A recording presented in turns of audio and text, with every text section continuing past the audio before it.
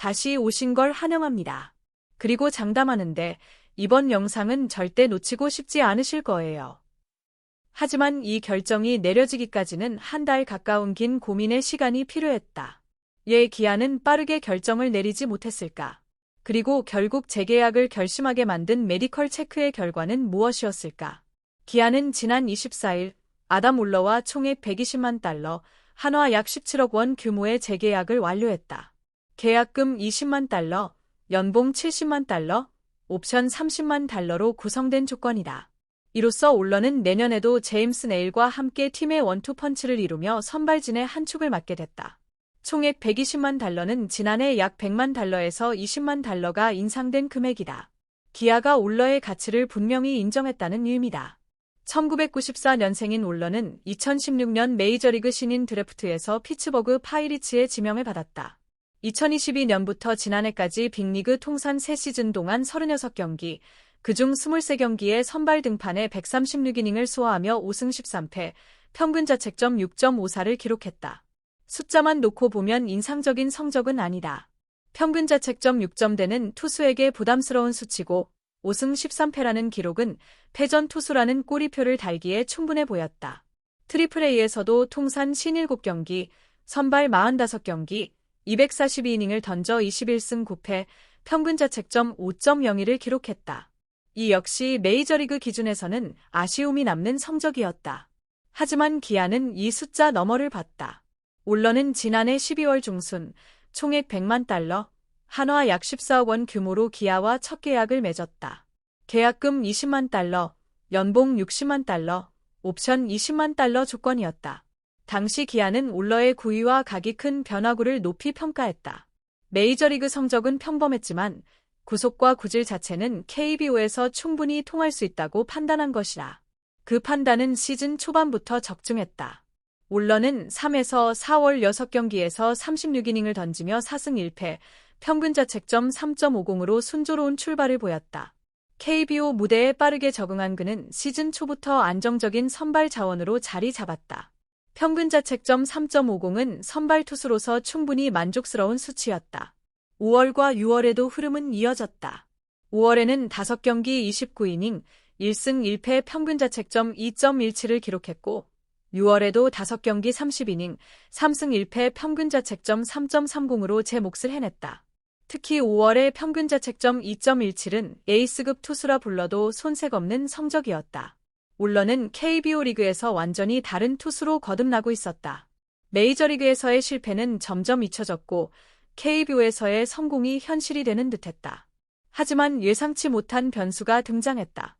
울러는 지난 6월 25일 고척에서 열린 키움 히어로즈전에 선발 등판한 뒤 오른쪽 팔꿈치에 이상을 느꼈다. 진단 결과는 팔꿈치 염증이었다. 이 날은 울러 개인에게도 그리고 기아에게도 시즌의 흐름을 바꿔놓은 분기점이었다. 그날 이후 울러는 한동안 마운드에 오르지 못한 채 재활과 회복에 전념해야 했다. 마운드를 떠나야 했고 그와 동시에 기아의 시즌도 흔들리기 시작했다. 부상 자체는 심각하지 않다는 진단이었지만 구단의 예상보다 울러의 공백은 훨씬 길어졌다.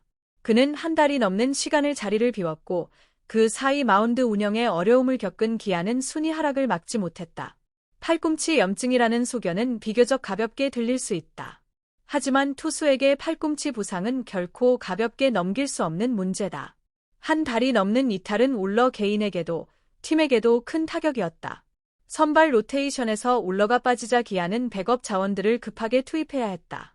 그러나 이들은 울러만큼의 안정감을 보여주지 못했고 연패가 이어졌다. 순위는 빠르게 내려갔고 우승 경쟁에서도 점점 멀어졌다. 울러의 공백이 얼마나 컸는지를 그대로 보여주는 흐름이었다. 부상을 털고 돌아온 뒤에도 상황은 쉽지 않았다. 울러는 8월 한 달 동안 1승 3패를 기록하는 데 그쳤다. 부상 전까지 꾸준히 승수를 쌓던 모습과는 달리 8월에는 패전 투수가 되는 경기가 잦았다. 기아 프런트와 팬들 사이에서는 복귀가 너무 이른 것 아니냐는 우려의 목소리도 나왔다. 다행히 시즌 막판에는 다시 반등했다. 9월 이후 5경기에서 31이닝을 소화하며 2승 1패, 평균 자책점 3.48을 기록했다. 울러는 다시 제 모습을 찾아가는 듯 보였다. 평균 자책점 3.48은 시즌 초반의 안정적인 흐름과 크게 다르지 않은 수치였다. 하지만 이미 기아의 시즌은 한 차례 크게 기울어진 뒤였다. 정규 시즌 최종 성적은 26경기 149이닝, 11승 7패, 평균 자책점 3.62. 149이닝은 팀 내 최다 이닝이었고 11승 역시 팀 내 최다 승수였다. 평균 자책점 3.62는 선발 투수로서 충분히 합격점을 줄 만한 기록이다. 숫자만 놓고 보면 울러의 2025 시즌은 분명 성공적이었다. 그러나 6월의 부상, 그로 인한 한 달 이상의 공백, 그리고 8월의 부진은 시즌 전체에 짙은 그림자를 남겼다. 그럼에도 울러는 2026 시즌에도 기아와 함께하고 싶다는 뜻을 분명히 밝혔다. 그는 지난 5일 자신의 SNS를 통해 나를 따뜻하게 맞아주고 늘 친절하게 대해준 기아 팬들과 동료들에게 진심으로 감사하다. 내년에는 더 강해진 모습으로 돌아와 다시 이길 준비를 하겠다는 메시지를 남겼다. 이 말에는 진심이 담겨 있었다. 메이저리그에서 실패를 경험했던 울러에게 기아는 다시 한번 자신을 믿어준 팀이었다. 팬들의 환호, 동료들의 지원, 그리고 광주라는 도시에 대한 애정까지. 울러는 기아에서 단순한 외국인 선수가 아니라 한 사람으로서 존중받고 있었다. 더 강해진 모습으로 돌아오겠다는 약속은 부상을 완전히 극복하고 시즌 내내 팀을 이끌겠다는 각오의 표현이었다. 하지만 기아는 쉽게 결정을 내리지 못했다. 지난달 26일 제임스 네일과 재계약을 마친 뒤 구단은 한 달 가까이 울러의 거취를 두고 신중한 고민에 들어갔다. 남은 외국인 투수 한 자리를 두고 기아는 깊은 고민에 빠졌다. 제임스 네일과의 재계약은 11월 26일에 발표됐지만 울러와의 재계약 소식은 12월 24일에야 전해졌다. 거의 한 달에 가까운 시간 차였다. 그 한 달 동안 기아 프런트는 무엇을 고민했을까? 가장 큰 이유는 역시 울러의 몸 상태였다. 6월의 팔꿈치 염증, 한 달이 넘는 공백, 그리고 8월의 부진까지. 이 모든 요소가 울러의 건강 상태에 대한 의문을 낳았다. 혹시 팔꿈치에 구조적인 문제가 있는 건 아닐까? 내년 시즌에도 다시 부상으로 이탈하는 건 아닐까? 이런 우려가 기아의 결정을 쉽게 만들지 않았다. 동시에 기아는 울러 외에 다른 외국인 투수 카드도 검토했을 가능성이 크다. 외국인 선수 시장에는 언제나 새로운 이름들이 등장한다.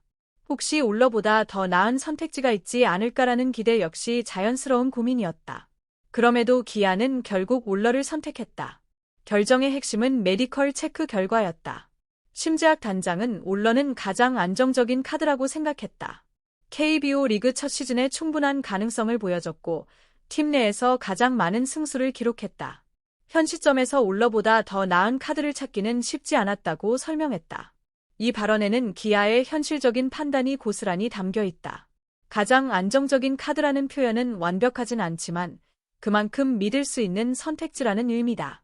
가능성을 보여줬다는 평가는 시즌 초 유중반의 인상적인 활약을 높이 산 것이고 팀 내 최다 승수는 객관적인 성과로 이를 뒷받침한다.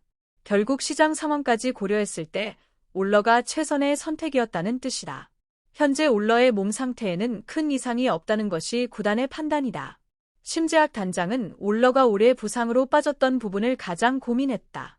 하지만 메디컬 체크 결과 큰 이상은 발견되지 않았다. 더블 체크까지 진행했다고 밝혔다. 이 대목이 바로 핵심이다.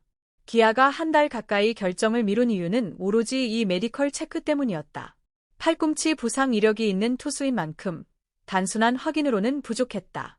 기아는 한 차례 검진에 그치지 않고 2번의 정밀 검사를 통해 상태를 재확인했다. 그리고 2번 모두 큰 이상 없음이라는 결론이 나왔다. 이것이 재계약을 결정짓는 결정적인 근거가 됐다. 더블 체크라는 표현은 기아가 얼마나 신중했는지를 잘 보여준다. 울러의 건강 상태는 재계약 논의에서 가장 중요한 기준이었고 구단은 그 부분을 끝까지 확인한 뒤 결론을 내렸다.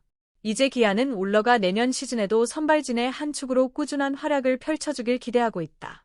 이범호 감독 역시 외국인 투수 구성에 대해 안정감을 강조하며 울러가 시즌 내내 마운드를 지켜주길 바라는 기대를 숨기지 않았다.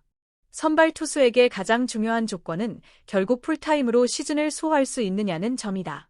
이범호 감독은 여러 가지를 종합적으로 고민한 끝에 울러를 선택했다.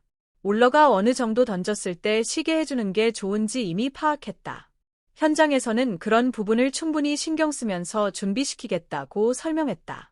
이 발언에는 중요한 의미가 담겨 있다. 어느 시점에서 쉬게 해야 하는지 파악했다는 말은 올 시즌을 통해 올러의 체력 한계와 부상 징후를 충분히 학습했다는 뜻이다. 내년에는 올러를 더 체계적으로 관리하겠다는 계획이기도 하다. 6월과 같은 상황을 반복하지 않기 위해 등판 간격 조절, 투구수 관리, 컨디션 체크를 이전보다 훨씬 철저하게 가져갈 가능성이 크다. 이범호 감독은 또 올러가 6이닝 이상을 던져주는 게 가장 중요하다고 본다. 6이닝 3실점 정도만 막아준다면 내년에도 충분히 좋은 모습을 보여줄 수 있을 것이라며 올해도 승운이 따랐고 승수도 잘 쌓았다. 여러 면에서 팀과 잘 맞는 선수라고 평가했다. 6이닝 3실점은 선발 투수가 해줘야 할 기본적인 임무다. 이 감독은 올러에게 무리한 완투를 요구하기보다 안정적으로 6이닝을 책임져주는 역할을 기대하고 있다. 이는 매우 현실적이고 합리적인 목표다. 올러가 매 경기 꾸준히 6이닝을 버텨준다면 시즌 승수는 자연스럽게 따라올 수밖에 없다. 한편 올러 역시 재계약 소감에서 기쁜 마음을 숨기지 않았다. 그는 24일 기아 구단 공식 유튜브를 통해 내년에도 광주 기아 챔피언스 필드에서 다시 뛰게 돼 정말 기쁘다. 여러분과 함께할 내년이 벌써부터 기대된다. 팀 동료들과 다시 함께할 수 있고 KBO 리그 최고의 팬들 앞에서 뛸 수 있어 행복하다고 소감을 전했다. 시청해 주셔서 감사합니다. 좋아요와 구독 버튼 누르는 거 잊지 마세요.